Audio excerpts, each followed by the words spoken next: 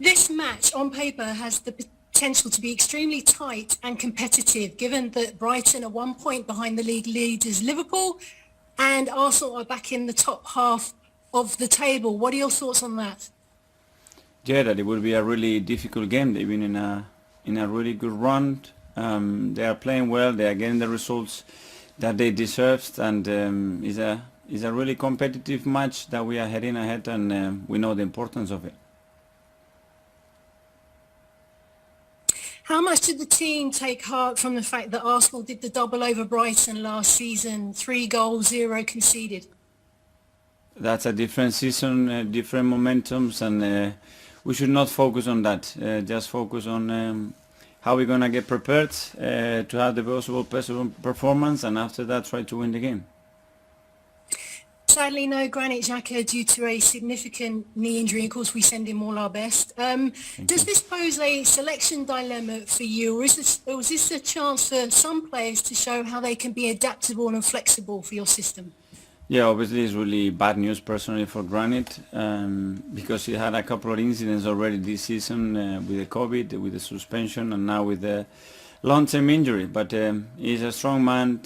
He will use this time to focus on other things, and I'm sure that he will be back in the right place when he's back. But obviously he's a big player for us, someone really important, and he will be missed. But other players have to step in.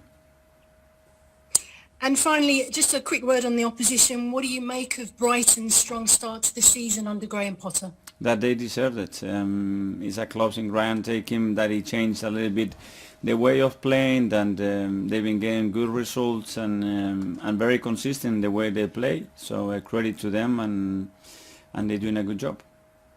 Thank you. Best of luck for Saturday. Thank you. Thanks, Anne-Marie. Gerard?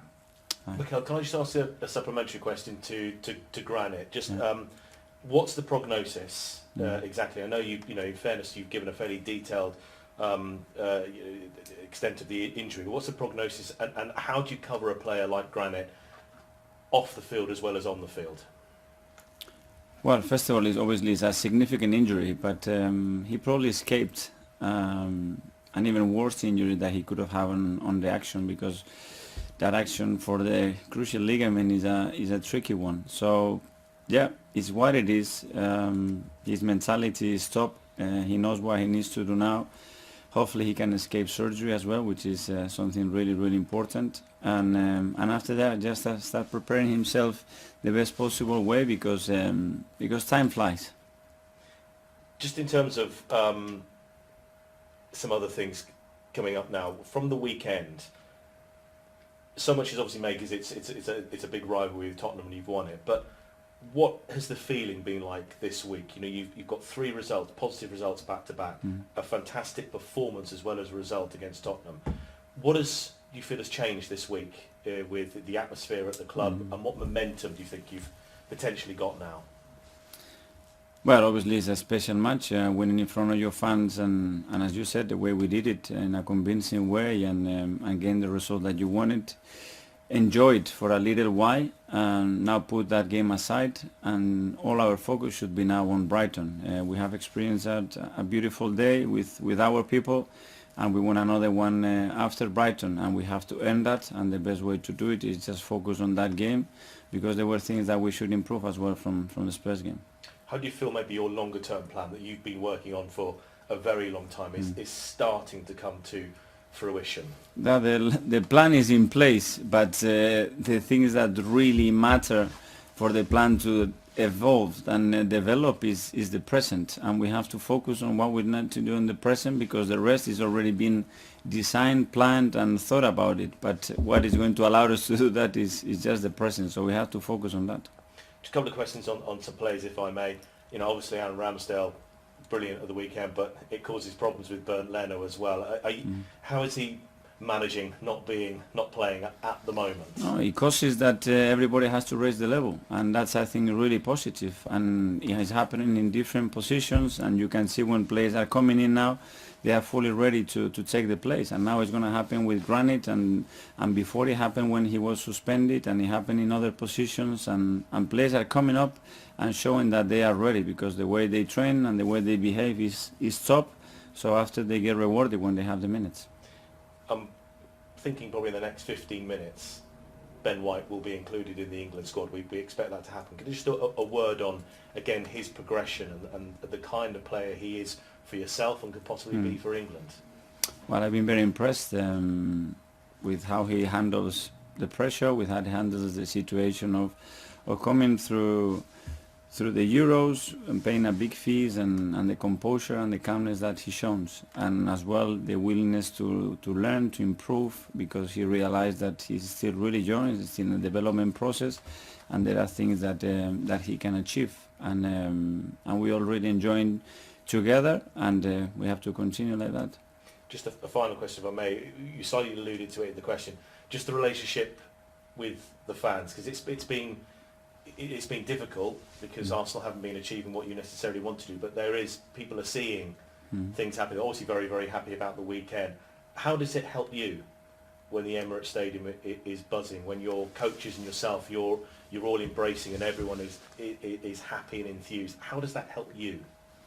I always said I've been here 18, 20 months, and for 16 or 17 we haven't had our people with us. So it's impossible to build anything because they are the biggest part of our foundation. And when they are with us and they are embracing what we're doing, you see the difference, because they are able to create momentum and create the energy and the passion that they did in the weekend. And when that happens, the team responds. Thanks, Miguel. Thank you. Ian, TalkSport.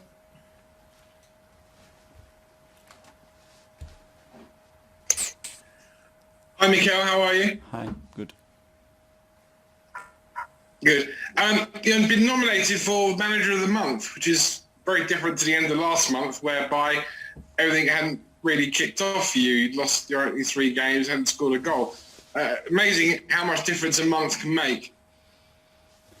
It's the beauty of this sport, and we all know that. We all depend on results, and perspective changes quickly in both ways. So you always have to be on your toes.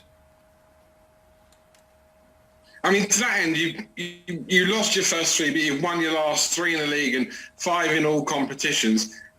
Is that what the ride is going to be like for Arsenal this season? A real roller coaster? Hopefully month not. up, 1 month. No, this is what we want to avoid, and we don't want that. We want to be stable and consistent in performances, which it will lead to results. And we know this league is so competitive, and anybody can beat you, anybody can put you under difficulties. So, as I said before, you have to be on your toes, because any detail can change any momentum. It is a big game for Ben White against his old club. I thought last week he was sensational alongside Gabriel. Going forward, is that your feeling that they could be your number 1 centre-half pairing? Well, they played really well at the weekend. Their understanding it's getting better. The cohesion between the back 4 as well, it's getting better. The more they play, it would keep improving. And we have different partnerships that they can work, but certainly they did well at the weekend. Emil Smith-Rowe is another player who always gets headlines. Can I ask you, how good do you think he can be?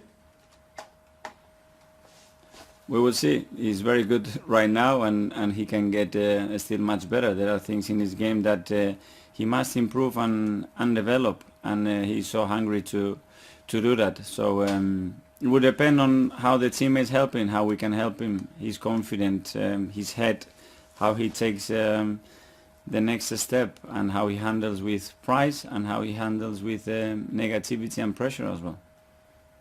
Because I think you were at the club when Jack Wilshere started coming through. I know it's hard and wrong to compare players, and Emil hasn't got the injury problems that sadly Jack had. But would you say there's that kind of feeling around Emil that there was when Jack came through?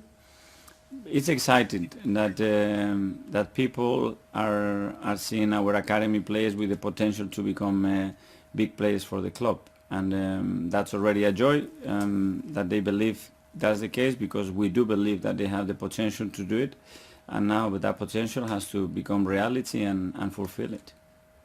And last one from me, I know you've been asked about it before, but it's once again it is to you.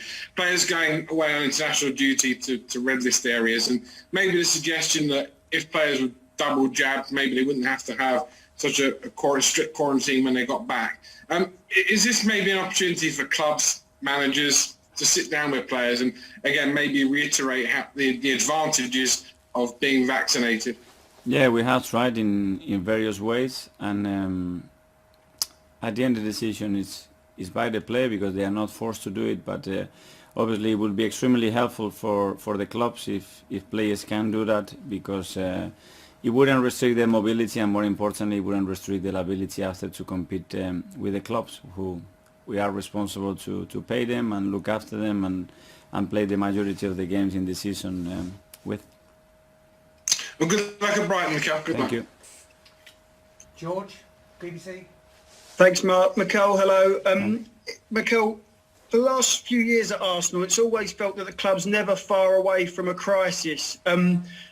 After the last 3 games, is it time that the team sort of move away from that sort of tag now? And what's the last month been like for you compared to the previous month, for the first month of the season? I think that feeling is very necessary at a big club, because every defeat is a crisis, and it should be a crisis, and you have to deal with that pressure. And if you want to be the best, you should be able to cope with that, and you have to realize that the excellence is the only way and the only thing that is expected, and anything else is not good enough.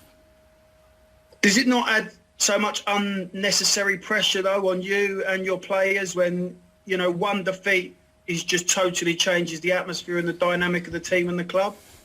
But it's the history. We have the great history we have, because we have that competitive edge, that mentality as well, and that willingness all the time to look further and have that ambition.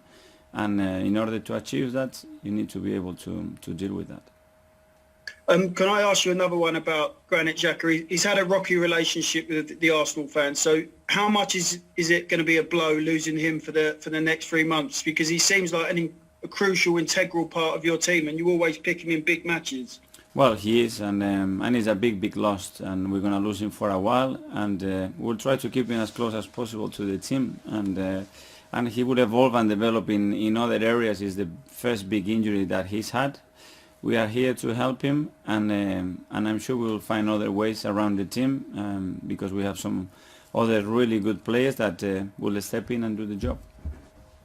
Is one of those players Maitland-Niles after what happened at the start of the season? He's a possible to take that position? Certainly one of the options, and we have used him quite a lot in the start of the season, and he's doing really well, and I'm pleased with what I've seen with him.